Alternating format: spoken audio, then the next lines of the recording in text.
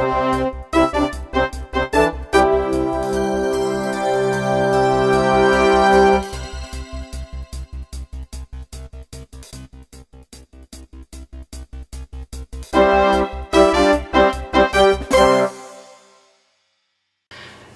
out there, this is Wakeangel2K1, and this is my review of the Titans Return Chaos on Velocitron gift set, which just dropped in Toys R Us a couple days ago. First of all, screw you, Hasbro. You knew that a lot of us just wanted that Nautica toy, but instead of selling her as a separate deluxe, you went and put her in this exclusive box set that we'd had to buy, which would include 5 figures that we don't want, just so we can get the one that we do. You are terrible, and I hate you now. That said, this box actually does feature some really badass art. I mean, look at that. You see all the characters running into the camera. You got Optimus with tiny little Rodimus on his head. You got Nautica there. It's a very good picture of her. You got this dude who's new to the set, and with that guy behind him. And it's actually turning around to the other side. Here's the top of the box. You actually get the name of each character in turn. You start on the small end with the Headmaster Rodimus Prime, which they advertise is actually made out of die-cast metal. Been a while since we've seen that. Followed by the Legends class figure, Fast Clash. Then Autobot Nautica. They have to call it Autobot Nautica because if they just called it Nautica, then it could be confused with the clothing brand. Followed by Laser Prime and Quick Switch, who's obviously a 6-shot repaint. The back of the box just shows glamour shots of all the figures in both their robot and alt modes, so nothing too special up here. Although way up in the top corner is a little bit of backstory, very little bit.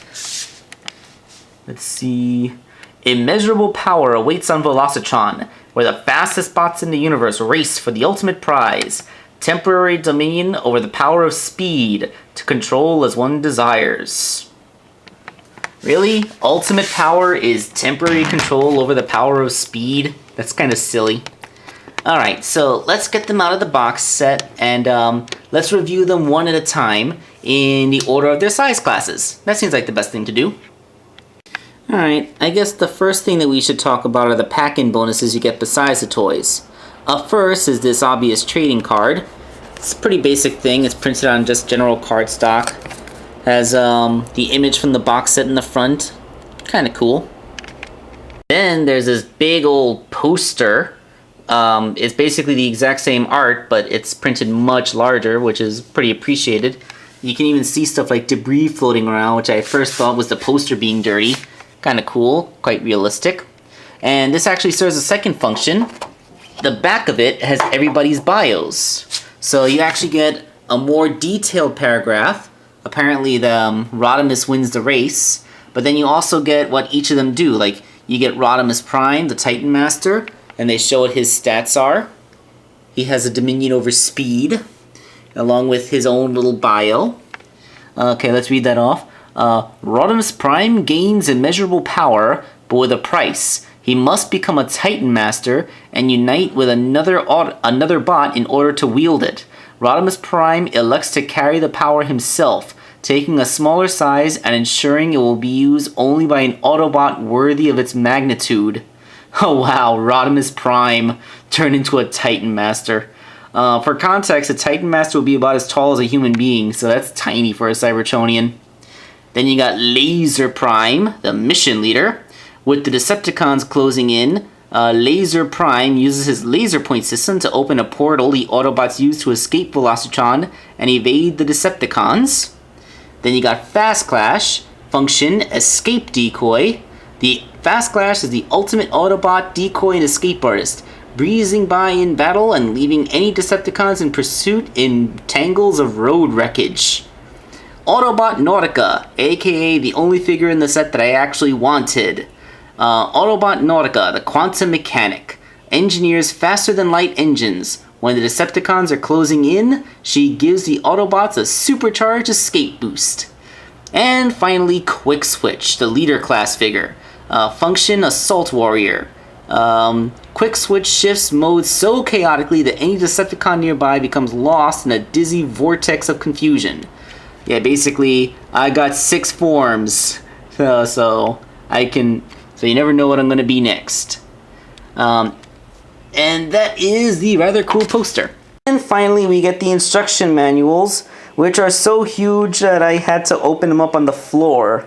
They're almost 2 feet long and about 1.5 feet wide each. And this one on the left is dedicated entirely to Quick Switch.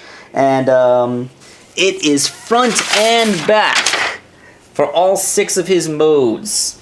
And then the other sheet has the instructions to transform everybody else. Again, front and back. So yeah, that's all the pack-in stuff. Now let's get to talking about the actual toys. Alright, so first we're going to review the 4 headmasters that came with this set. Everybody except for the Legend class, Fast Clash, are headmasters, so these are their individual heads. So you have Laser Prime on the left, then Quick Switch, Rodimus, and Nautica.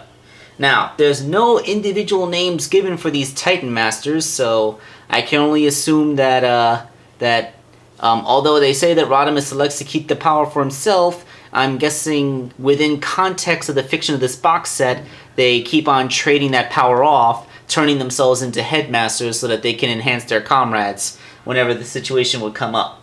That's the only reason why so many of them would be headmasters within context of the fiction, other than we're exploiting this gimmick for this new line however the hell much we wish.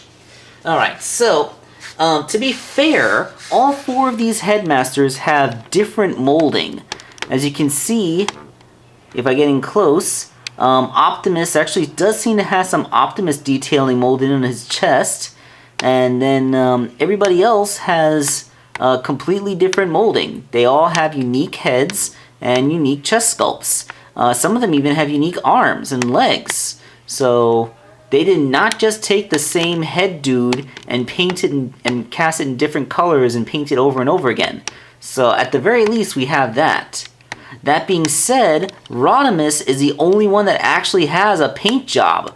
They picked out the yellow detailing on his chest and they actually gave him a face. Everybody else is just unpainted plastic and a screw in the middle of their stomachs. It's kind of weird. Yeah, and I'm pretty sure there's some people who have been collecting this whole line that know exactly which headmasters these are, but I really don't know. Although, I really think that maybe that torso might have worked better for Nautica. It has a narrower waist. You know, like, I don't know, maybe. I don't know. So yeah, there's not much to say. They're all headmasters, so the articulation on all of them is the same. They have hips and knees, which can afford sitting articulation. There's ball joints in the shoulders, so you can move their arms out far enough to make it look like they're not standing completely at attention. And they can move forward, but they can't really move forward and outward.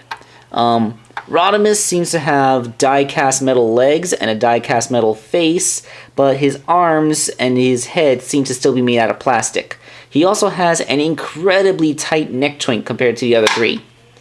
Alright, so let's get all these guys up into their head modes. To do that, you simply fold their knees backwards and, you know, that. Alright, so let's see if I can't get these all stood up. Alright. Then it's Optimus. Then it's, what's his face? Quick Switch. And Nautica. Alright.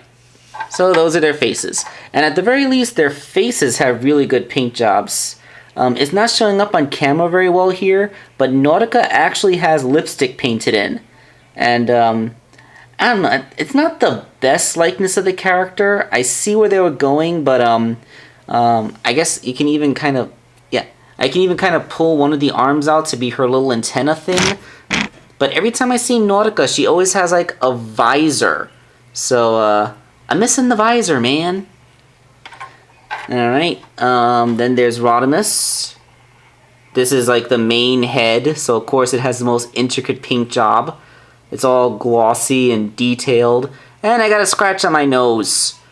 Then again, I guess that's what happens when you have die-cast metal. It's easier to scratch metal than it is plastic. And that's a shame. I'm guessing the Rodimus head is meant to go onto the Hot Rod body, so that you can have a Hot Rod become Rodimus Prime when he takes the Matrix of Leadership. But since I don't have Hot Rod, you're gonna have to be satisfied seeing what he looks like on Brainstorm. On the plus side, the fact that it's made out of die-cast has no detrimental effect. He fits just fine. Although that really tight ball joint on the neck does make it a little hard to turn him. It's perfectly doable though. So yeah, the head still works for the intended purpose of becoming a head on your deluxe figures. So yay. The Optimus head. Of course, it looks like Optimus, but cast in a lighter blue plastic than we're used to seeing, because this is Laser Prime. And finally, we have Quick Switch, who actually looks less like a head and more like a face. You got a serious lack of cranium there, dude. Probably because since he's a leader class toy, they had to make the face bigger because he's the biggest guy, and they don't want to make it look like he has a tiny pea head on top of a huge body. Alright, so they won't stand because their little Titan Master heads act as necks won't allow it. But yeah, these are the 4 Titan Masters. So no, they're decent heads. They all look good. It's actually a nice little novelty that Rodimus is actually made out of die-cast, so it will feel special when you stick him onto another deluxe. But that being said, they're just heads. The real meat of the set is to come next time. Stay tuned for the next video in this series where I will review the next figure up in the size class. Fast Class, the Legends class figure.